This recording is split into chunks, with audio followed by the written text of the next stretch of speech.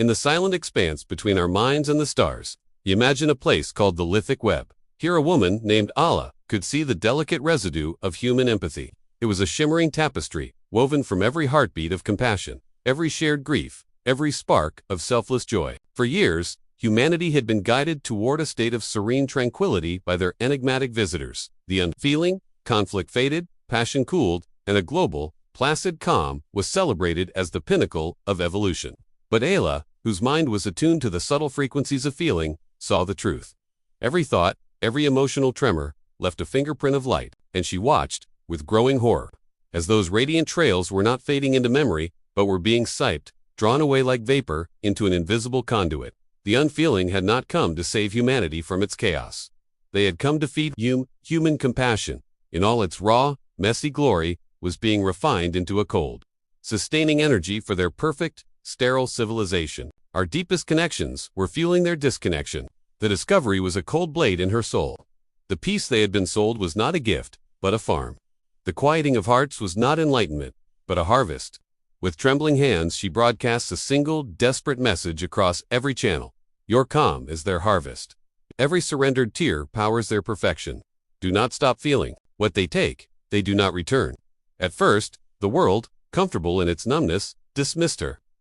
But her words found cracks. A father, who had been told his grief for a lost child was inefficient, felt a hot, unexpected tear trace his cheek. Candy did not wipe it away. A young artist, who had surrendered her brushes, felt a sudden, furious itch in her fingers.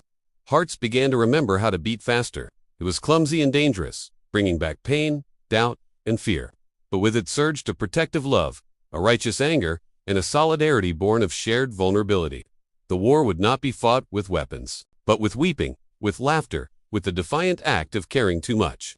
This story, from Mythos and Metrics Media, asks us to beware the peace that asks us to stop feeling, because its cost is our humanity. In the currency of emotion, our deepest sorrows and fiercest joys are not weaknesses, but the very proof of our existence. Feel deeply, feel recklessly, feel entirely. It is the one rebellion that forever lights the way home. So what truly makes us human? It's not one thing, but a rare convergence of abilities. Genetically, we're astonishingly close to chimpanzees. But small regulatory differences reshaped how our brains develop and connect. Brain size alone isn't the whole story. It's the neural organization, the plasticity, the integration. Humans excel at symbolic thought. We compress reality into language, mathematics, and myths that outlive individual minds. We don't just communicate, we transmit cumulative culture, allowing knowledge to stack across generations rather than resetting with each birth. Our intelligence is socially distributed, not locked inside isolated skulls. We uniquely cooperate at scale with strangers using shared ideas like money, nations, and moral codes. We can imagine futures that don't yet exist and reorganize our world to build them. This future-oriented thinking enables planning, delayed gratification, and complex institutions. We are also the only species known to ask meta-questions about existence, meaning, and responsibility. Emotionally, humans possess an unusually deep range combined with reflective self-awareness. We feel pain, joy, shame, and love, but we also narrate them, analyze them, and try to transform them. Unlike other animals, we routinely override instinct through ethics and self-imposed constraints. We can recognize suffering beyond our own kin and even act against our self-interest to reduce it. We extend our minds beyond biology, using tools, writing, and algorithms. This makes humanity a hybrid species, biological organisms embedded in symbolic and technological ecosystems. Our weaknesses: long childhoods, physical fragility, emotional vulnerability, ironically fuel our learning, bonding, and creativity.